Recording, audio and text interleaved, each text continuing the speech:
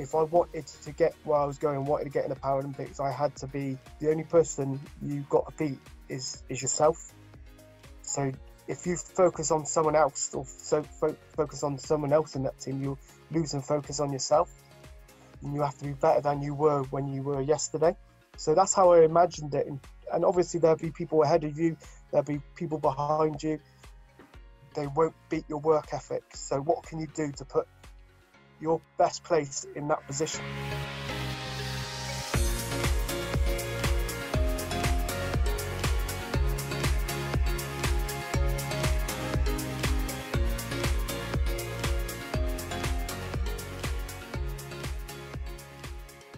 Welcome back to the Believe in Yourself podcast. Today's guest has earned 54 caps for his country playing for England's Cerebral Palsy Football team. He also represented Team GB in the London 2012 Paralympic Games, alongside his brother Scott, who became the first brothers to represent Team GB at the Paralympic and Olympic Games. In 2016, he was inducted into the National Football Museum Hall of Fame. Please welcome to the Believe in Yourself podcast, Martin Sinclair. How you doing, everyone? You all good? How you doing, Luke? I'm very well, thank you. Thank you for asking. How's things with you? Not too bad, not too bad. Trying to survive with 3 kids at home, trying to homeschool them. So it's a bit of a struggle, but it's all good. Fun and games, I would say. And how's that going at the moment? Yeah, I look at it in a positive way that if I was at work, I wouldn't be spending a lot more time with the kids. So now I'm at home, I can spend a lot more time with the kids and, homeschool them as well. But homeschooling is hard, I would say, but because it's a different environment from the school environment. So, yeah, it's a good learning curve. And talking about a learning curve then, how have you been able to adapt to the situation that you're currently in now? You just going with the flow, really. Like I said, I look at it as a positive, spending more time with the kids and doing some homework with the kids and having fun, get what I mean, and just spending more time with the family, which I wouldn't do if I was at work. And are you learning yourself, doing homeschooling? Yes, I'm doing a little bit. So I've just completed a football intermediate and 8 football agent course with John Viola. So that took me a few days to complete, which is a learning curve because we haven't been in this situation before. I haven't been in this situation before, being locked down and everyone trying to fight for survival. So it's a good place to be at the moment with the family. No, I completely agree. But I think a fantastic way to get us started on this exciting episode of the podcast is to find out more about your story. And before we kind of get to where you are now and what you've achieved, I'd love to go back to kind of at the very start and talk about how you very first started doing what you are now. So I started off when obviously growing up in a football family. My dad used to play semi-professional football, and that's how I got into football, is watching my dad on a Saturday, and always wanted to be a footballer and seeing my dad's face running about and scoring goals. He used to be a really good footballer back in the day. That's why I say back in the day, because now he's getting old. And besides your father, was there any other football influences that motivated you growing up as a child? I would say my uncle as well. So I can remember when I was watching my dad one day, and then we were driving back home. He goes, "Oh, if you support Man U, I'll get you McDonald's." And obviously, I jumped at the chance because I wanted to have McDonald's that time. So I've supported Man U ever since. Amazing. And so talking about that's who you supported, and kind of that was your initial influence and motivation to get started in football. How did football go as a young person?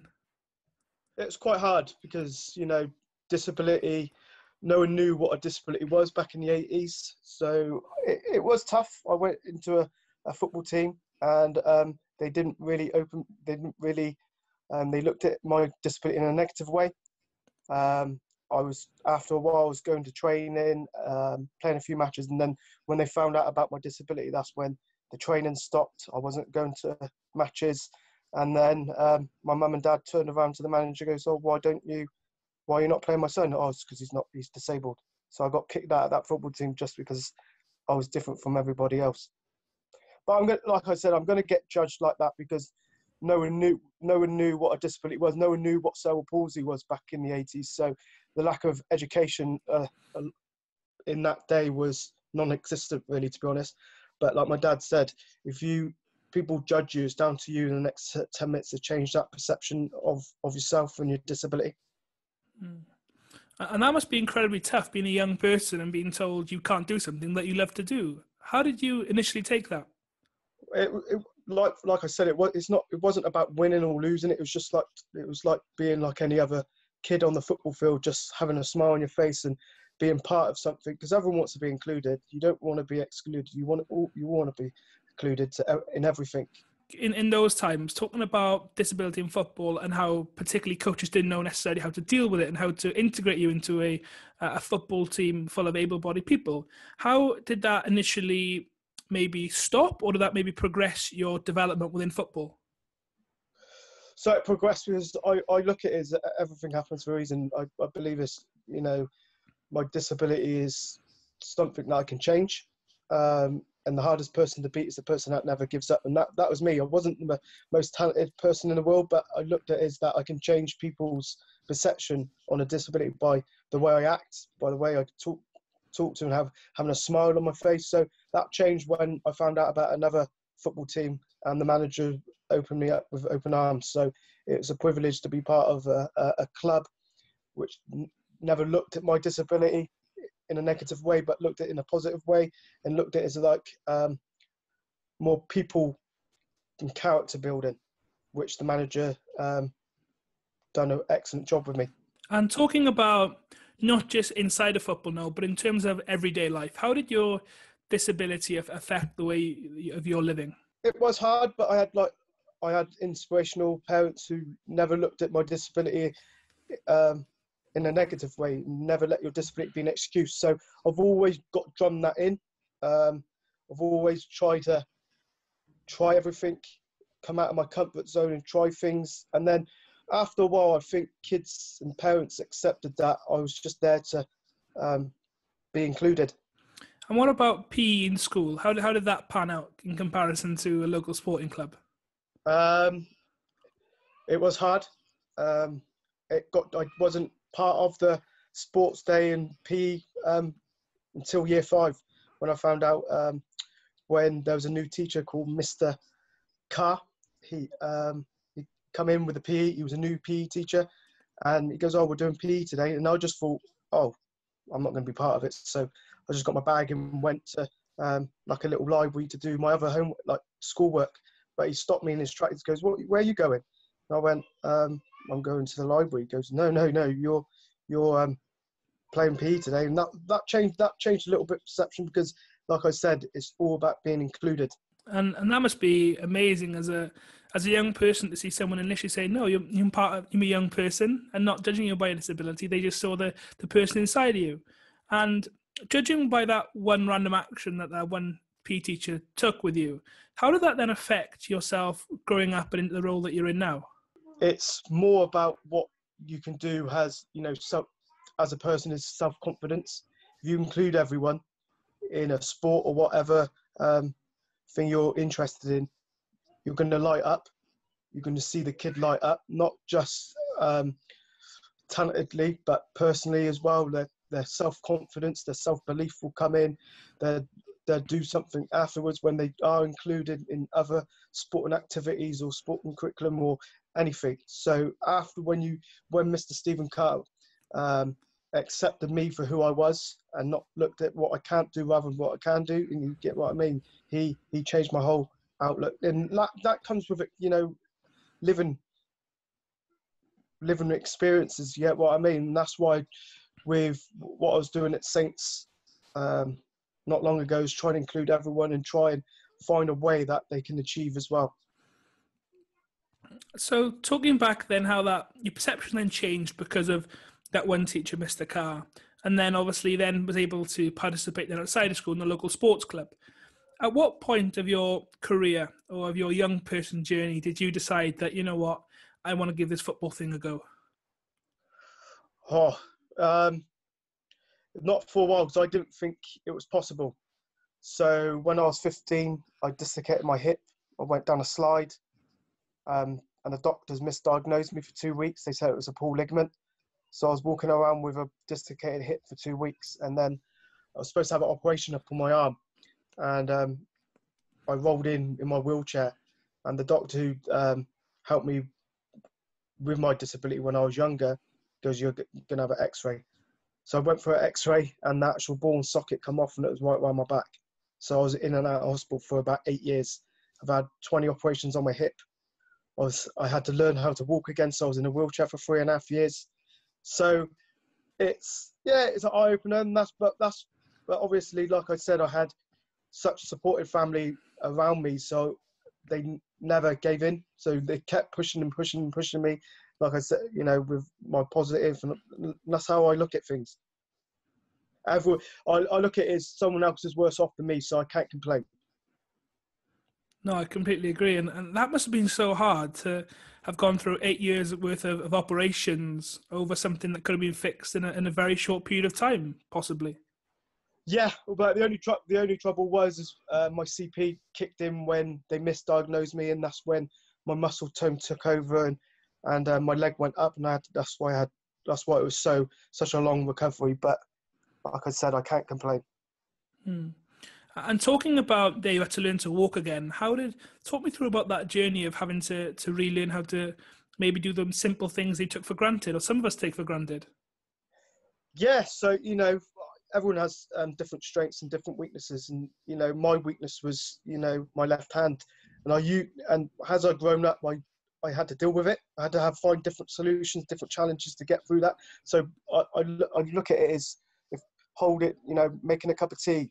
If say for example my wife had to make a cup of tea and bring 2 cups in, I had to think about what I had to do if I wanted to make a cup of tea and bring 2 cups in. So it's something like that. It's just a learning curve every single, when I was younger and stuff like that, learning how to walk in different situations with getting around my disability, and I always found a way. And I assume that journey wasn't necessarily straightforward in regards to learning them soft skills again. And like you said, making up a tea. I'm assuming that wasn't just a simple process where you walked into the kitchen one day and said, all right, I'm going to do it, and it happened. So how did you deal with kind of the setbacks you may have had from them simple tasks? There's a solution. When you get down and rock bottom and stuff like that, there's always a comeback. Yeah, what I mean, that you'll always find a way. There's always light at the end of the tunnel. And I kept persevering, and you get what I mean, and trying again. And yeah, after a while, I made my cup of tea, even bathing, trying to get in and out of the bath. It wasn't my wife and, everyone was trying to get me in and stuff like that. So it's hard. I'm not going to say it was easy, but it was hard. But I learned a lot. Simple fact is I couldn't use crutches, so I had to have a Zimmer frame to start off with. So for ordinary people who didn't have a disability, they could use crutches, and I couldn't. So I had to start with a Zimmer frame and start from the bottom. But like I said, everything happens for a reason. And you talk there about there being that light at the end of the tunnel, and I think it's so important to have that positive mindset of looking forward rather than looking down at yourself and where you are now, looking at where you could be rather than where you are. And what was your light at the end of the tunnel during these times? It was hard. It wasn't just my hip. I was in dark places. I'll tell you a story now that I've just come out of hospital, and I was out of action for a couple of weeks. Didn't see my friends. And I had one phone call from one of my best mates at the time, and he goes, "Oh, do you want to go out?" I was like, "Oh, yes, please. I haven't been out for a while." So he picked me up in my wheelchair, got me in the car, and we drove, to a local quarry, and just sat down and chilled with a few girls.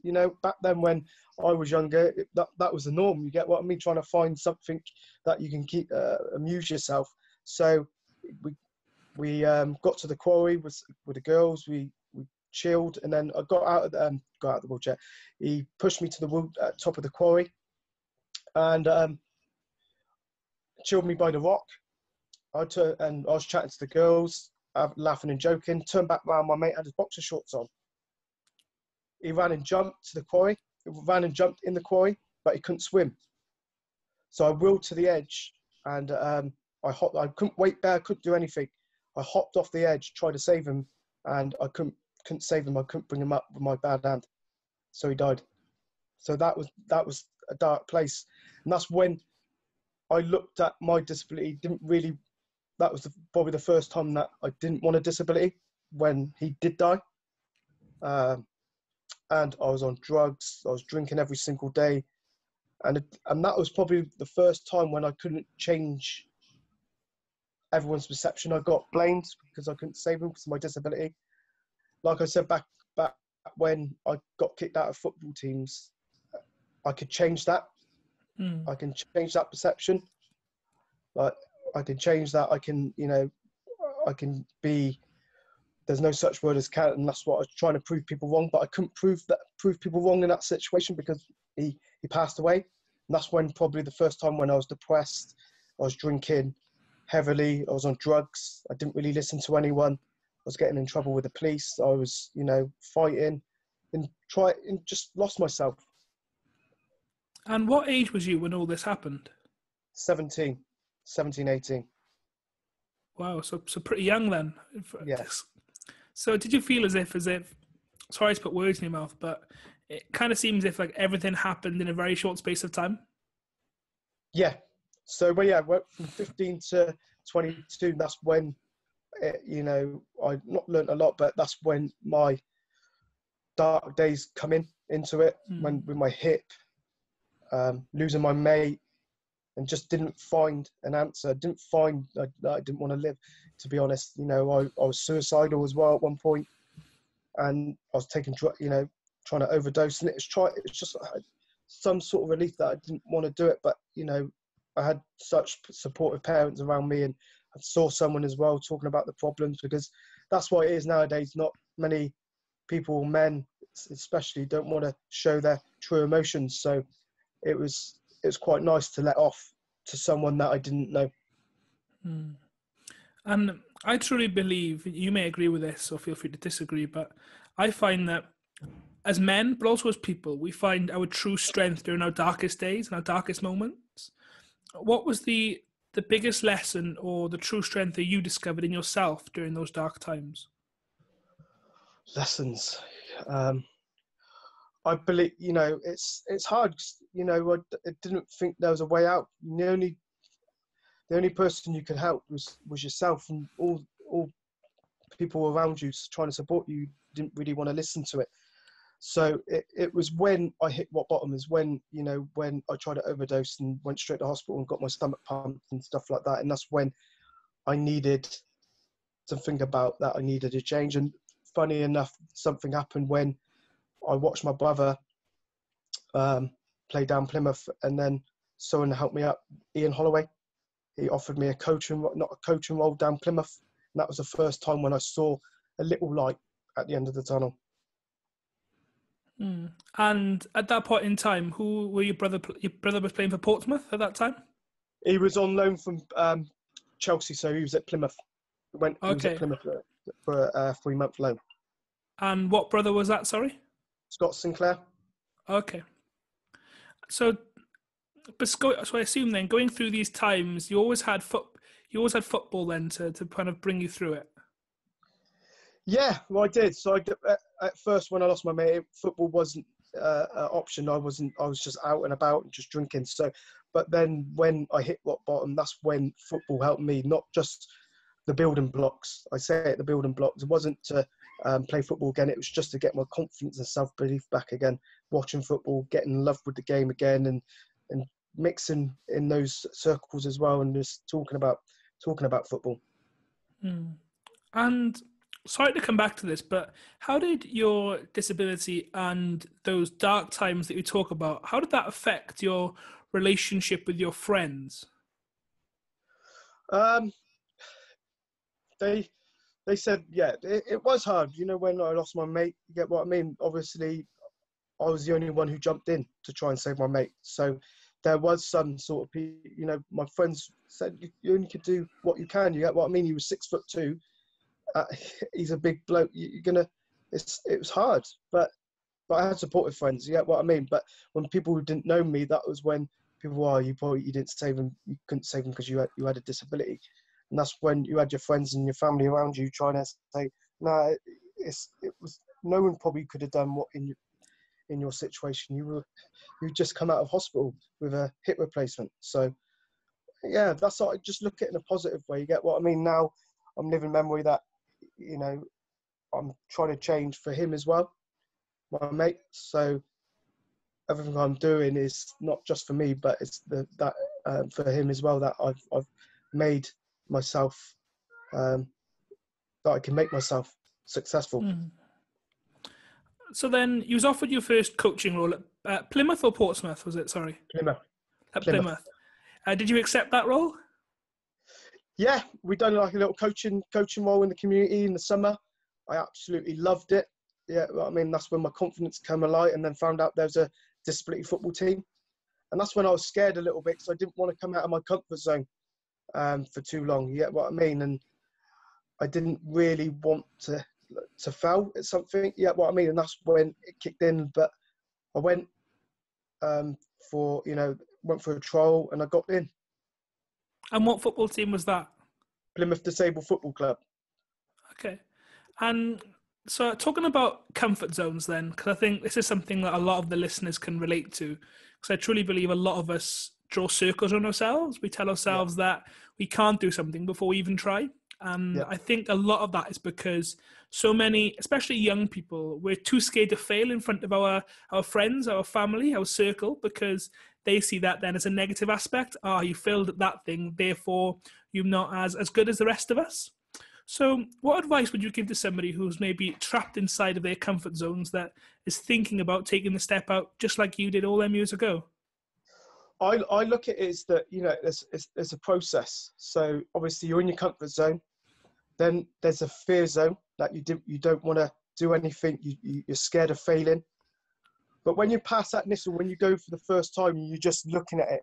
It's a learning zone. Then when you go to that first training session or the first meeting, and then the dream zone.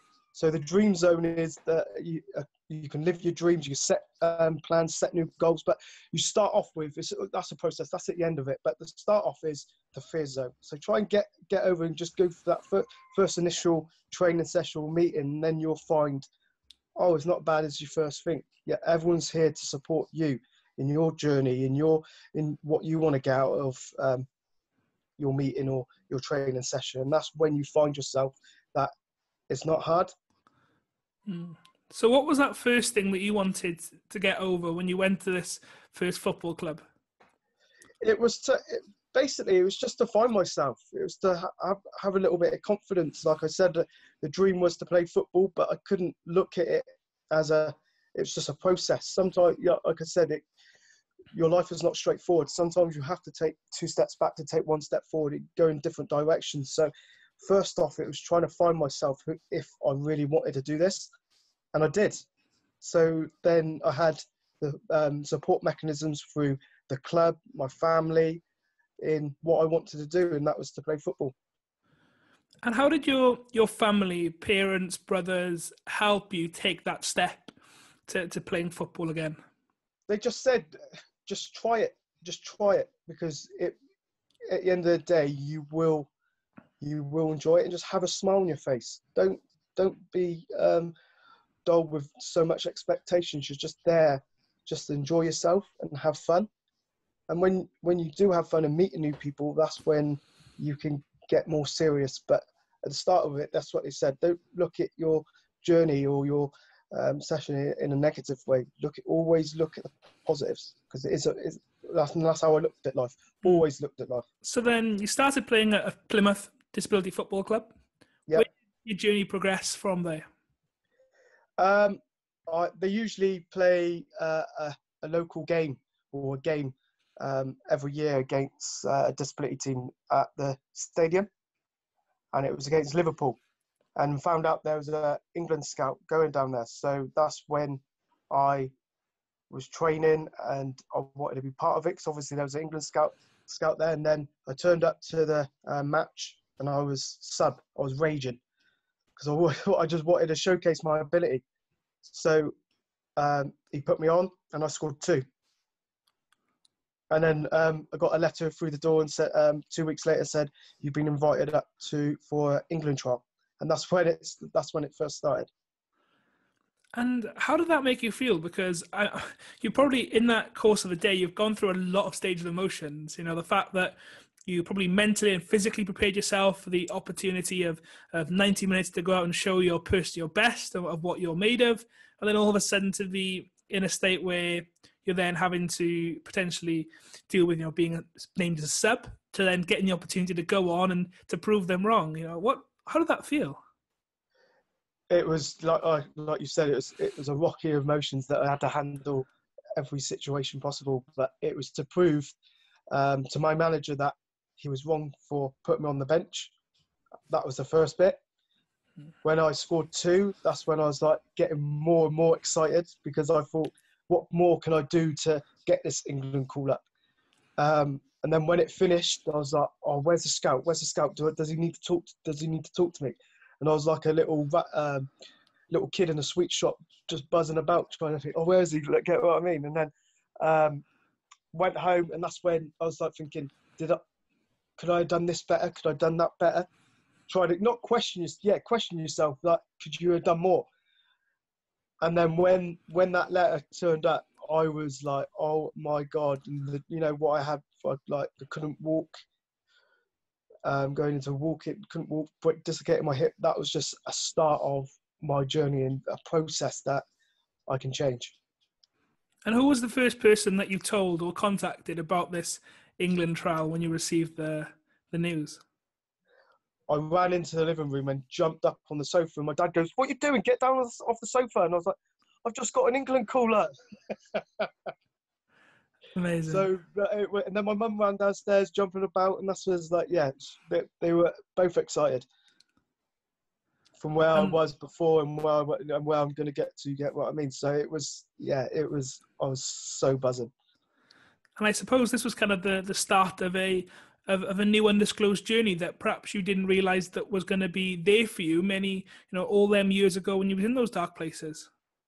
No, I didn't. Like I said, like you have your good days, you get your bad days, and you got your worst days. The good day was that when I got the letter, and that was happiness. And the bad days gave me experiences through, when I dislocated my hip and getting kicked out of football teams, and then the worst days was Ben losing my mate, and that comes from a lessons. Yeah, what I mean, and the lesson was that.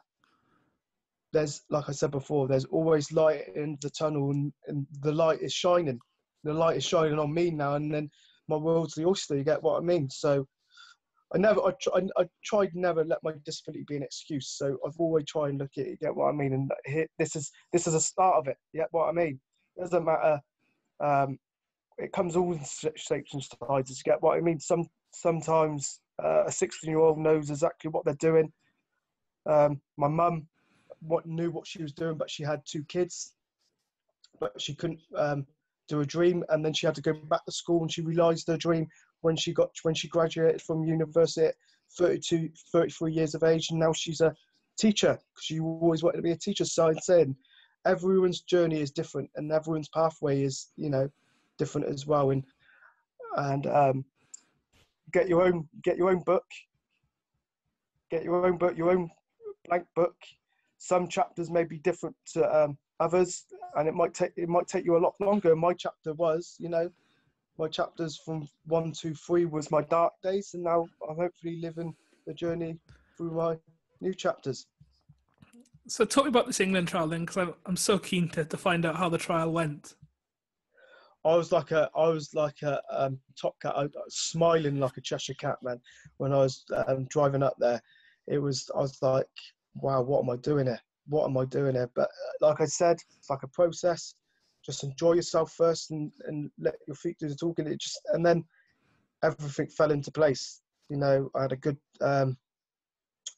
trial. I was meeting new people, and that was the first time when I met people like me who had the same situation, same barriers to go through when they were younger with a disability as well. And that's when I thought, okay, you could be part of a community that can change people's perception, and stigma around disability. And that was through hopefully through sport.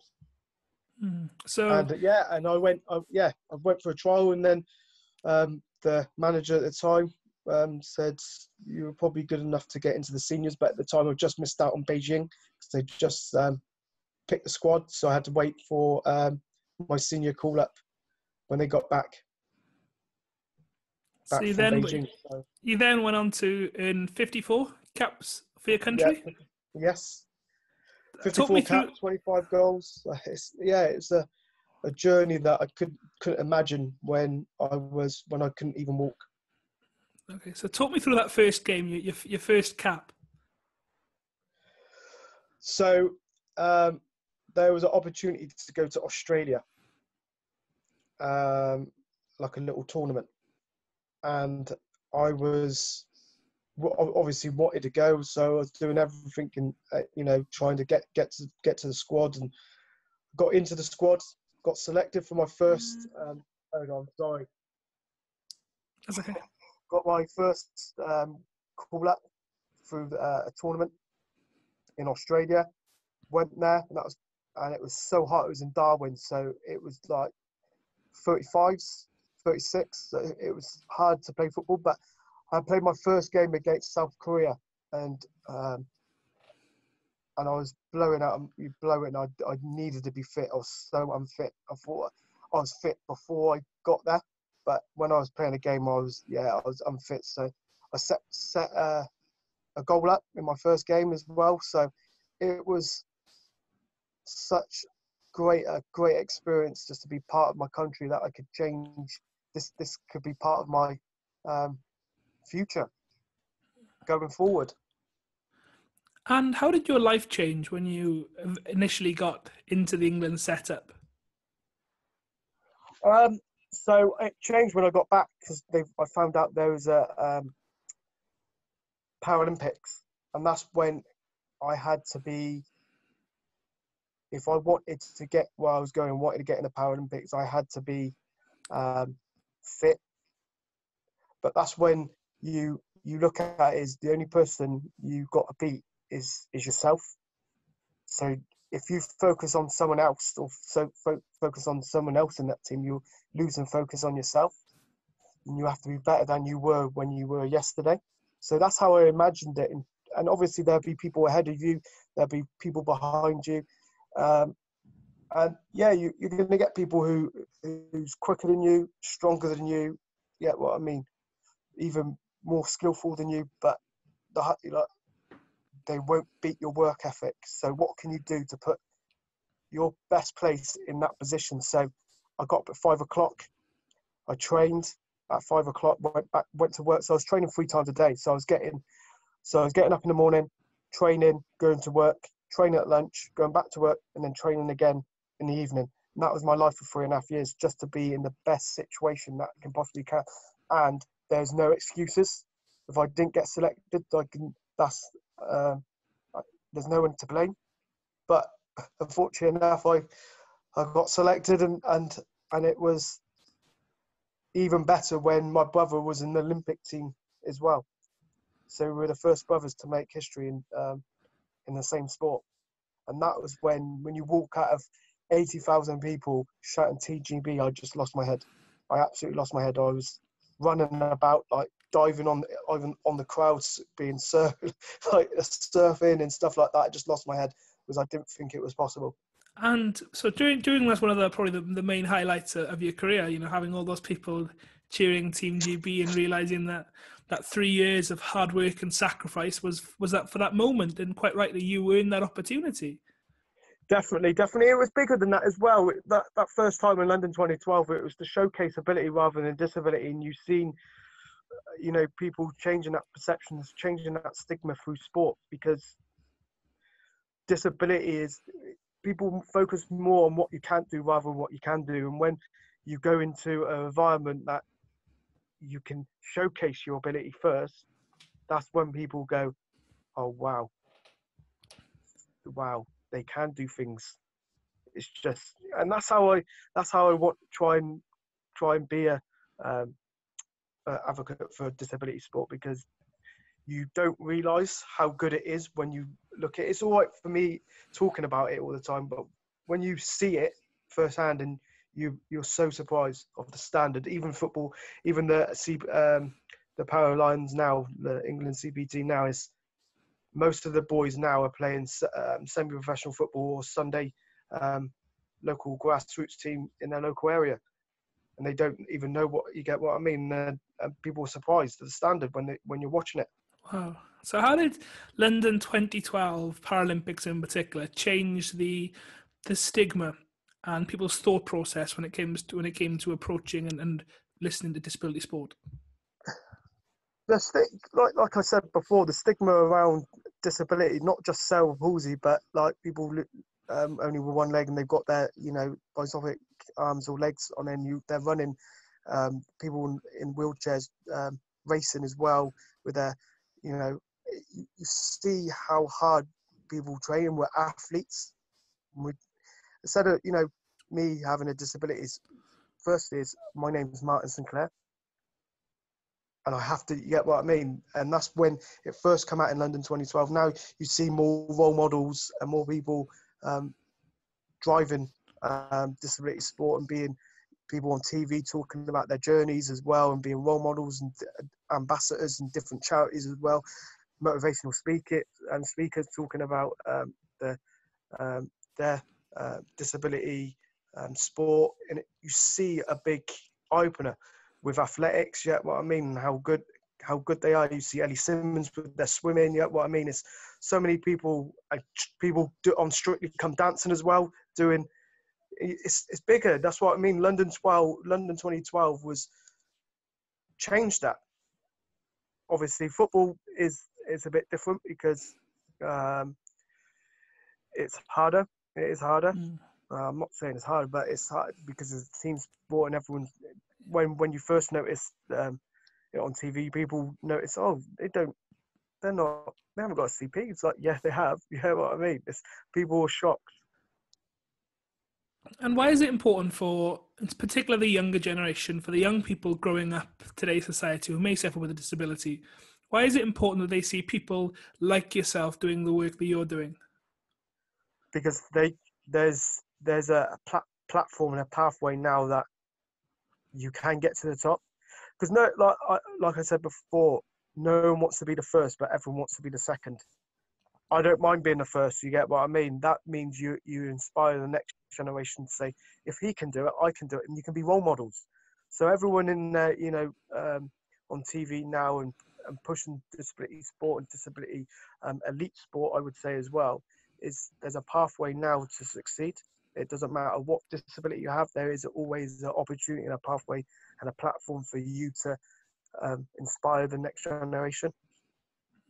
And being through your journey as you have done so, being into represented Team GB at the London 2012 Paralympics, having represented England Cerebral Palsy Football team with over 54 caps. What's the one thing that, if you could go back and tell your 15 or 17-year-old self one thing of what you know now, what would you tell yourself? I don't know. That's a hard one because I always try and look at the positives. The lesson what I learned is probably it doesn't matter how long you're in the dark days, or it's a process. So people look at, I want to get into elite disability straight away, but it's a process. So I had to go through, the platform of going through the grassroots, then to England, and then straight up to the top, and then I could pass that on. The lesson I've learned is never let your disability be an excuse. You get what I mean? And that's all I've always trying to push for now is it's never let your disability be an excuse. There's always a way you can find yourself. And there's more people there to help as well. Tell a lie, actually. There's more awareness around disability. That if you wanted to get into sports or whatever, acting, there's somewhere there who are willing to help. You get what I mean? And that's more people are there, and there's more education around disability as well. Who about disability, what kind of disability it is. So that's probably one of the lessons I probably learned, that there's more people out there who can help on that pathway in your journey to succeed. So besides playing football, where has football and being an elite athlete taken you to where you are now? Oh, it's taken me everywhere. You get what I mean? So if I didn't, I wouldn't. I am privileged. It probably shocked you now. I'm privileged to have a disability. And why is that? Because without my disability, I wouldn't be the way I am today, and I wouldn't be who I am today. You get what I mean? Without my disability, and I wouldn't be playing football. I'll be totally different, like having an different outlook on life as well, and it probably impacts my family as well. If they didn't have a disability, son or brother, their lives and their outlook are probably different as well. So I always, that is my, one thing that shocks people, that I am proud to have a disability, because without my disability, I wouldn't be who I am today. And now I'm, trying to keep, trying to be an ambassador of disability, not just disability sport, but disability people in general, and trying to be a motivational speaker and talk to kids about their journey, and and leadership as well. It's a good thing. It is a good thing. And talking about where you are now as an ambassador, as a motivational speaker, sharing your story, why is it important that someone with your experience is opening up and having these honest conversations about what you had to go through to motivate the people of today's generation? Because, like I said, like everything's a lesson. Everyone's journey is different, but I can help in some sort of way to unlock their potential and giving them the tools to go through doors. Like I always say, that your personality opens the doors, but your characters make them stay open. So that's what I want to try and do with not just disability people, but everyone in general. Everyone's got a talent. It might take you a day, it might take you a week, it might take you months or even years to figure that out. But when you've got it, grab it with two hands, and then that's when you'll realise your full potential. Amazing. And what last words, they were fantastic. I think that's what it's just so important with doing, realising, what you have rather than what you don't have. And like I said, it's all about focusing on the controllables. And if you can control what's in front of you, then you're going to make a pretty good job out of it. But if you focus on the extrinsic things and what you can't control, that's kind of where a lot of people end up beating themselves up or majorly failing, because they're focusing on things that they can't affect. Definitely. And like for example, social media is massive with young kids nowadays, and focusing on, I want to do this, I want to do that. And like you just said, you control the controllables. You can't control them. You only control yourself and what you want to be. So the tools are out there. You just got to figure out. And I think one thing that I've taken probably so much from this conversation is around the importance of your inner circle, the people who you surround yourself with. And as you so brilliantly said previously, it was about when you stepped into that England team, it was about being around people who wanted to change the perceptions, who wanted to get the best out of you as a player and as an individual, rather than just, seeing your disability. How and why is it so important that people surround themselves with like-minded individuals to bring the best out of them? I always try and surround myself with positive people, because it leads for you to push your goals higher. There's no dramas, there's no negativity. It's for them to push you in the best direction possible and bring out the best in you. And there's no jealousy, there's nothing. It's just for you to help each other on the quest to bring down and change that perception that everyone is can get where they want to. And being where you are now, are you still connected with football? Yeah, I'm still connected with football. I'm hopefully a FA role model now for the younger generation, going around local talent hubs and talking about my journey, and hopefully just mentoring the younger people that you can achieve something. You get what I mean? That opportunities are endless. It's down to you in what you want to achieve. And here's the tool. If you want the tools, get what I mean. You've got all the tools. Like I said, it might take you a day or a week or months or even years to figure out your tools, but at the end of the day, you will get it. You will get there.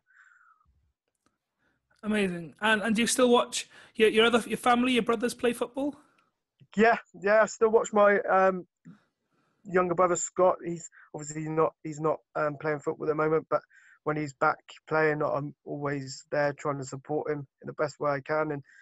And that's probably where his little mindset comes from, is, you know, that having a disability brother and the journey I had, he can't moan about if he's got any bad games or anything like that. So he can't moan to me when he does have a bad game, because I'll shut him down. Amazing. And I want to have a quick a conversation about that, because I think, you know, for potential parents listening who may have a son or a daughter or a child who may have a disability, and what advice would you give to someone if they have, you know, siblings, like using your story with your brothers and yourself? What can family do to support their child that has a disability? I think that's a good question, because I was lucky enough, because my mum and dad didn't wrap me up in cotton wool. You've got to learn. You get what I mean? Life is a learning curve. It's not like I said, it's not straightforward. You're gonna get knocked down. Is how you react from getting that knocked down. Like riding a bike, and being persevering riding that bike as well. And is when you do fall down, you just get back up and try again and again and again and again. Exactly the same way if your boy wants to play, your boy or girl wants to play football, get into drama or anything, just let them go and do it. They're just going to learn from that first experience. And if it's in a negative way or a positive way, you can deal with that when it comes to it. At the end of every interview, I finish every podcast with my final 5 questions, which is a way of asking 5 rapid fire questions to summarize the interview and your thoughts, to leave everyone with that last bit of motivation. But before I start off with our final 5 and our first question, I just like to take this opportunity to acknowledge you and what you've achieved through your career, but most importantly, what you've achieved in changing the perspective for disability sport and how people perceive it. I think your story is incredible, from what you've shared today during those most darkest of times to come out to have earned 54 caps for your country and represented Team GB at the London 2012 Paralympic Games is incredible. And for you to be able to show that amount of vulnerability and honesty from where you have been, I think is admirable, and is undoubtable the amount of difference that you have made to people's lives. And I hope everyone listening to this episode of this podcast is going to take some lessons, because I know I certainly have. So on behalf of that, on behalf of me and everyone else you've been able to influence and help, I just want to say a massive thank you. So on to our first question of our final 5. If you can try and answer these questions in one sentence, that'd be greatly appreciated. But I understand sometimes we want to go a little bit more, which you're more than welcome to, because this has been such a great episode. But the first question, number 1, what are you grateful for? Probably parents, just because they showcased what I could do. Question number 2, what is the greatest piece of advice you've ever received? Never let your disability be an excuse to not succeed. And number 3, if a parent, a child, or anyone with a disability is watching this, what would be your one message to them? Try. Go and try. You'll learn something from it, from just trying and coming out of your comfort zone. So question number 4, if you could provide one bit of advice for somebody who wanted to follow your footsteps and start participating in disability sport, what would your advice be? The hardest person to beat is the person that never gives up, so give it a try. Amazing. What great words. And before I ask my last and final question, if people wanted to find out more about Martin Sinclair, about yourself and your journey, where can these people find you? You can contact me through my Twitter page or my LinkedIn account, which I could probably... Can you put this onto the on the podcast, or do I have to say it? Yes, So I'll make sure that everyone can find your information, your links, your Twitter and LinkedIn, and all the other necessary links down below in the show notes. So if you want to find out Martin and connect with him, then all them links will be easily accessible there. Finally, question number 5. What does believing in yourself mean to you? It means to me that I can do anything possible with a disability, because the only person I need to focus on or need to beat is the person that I was yesterday.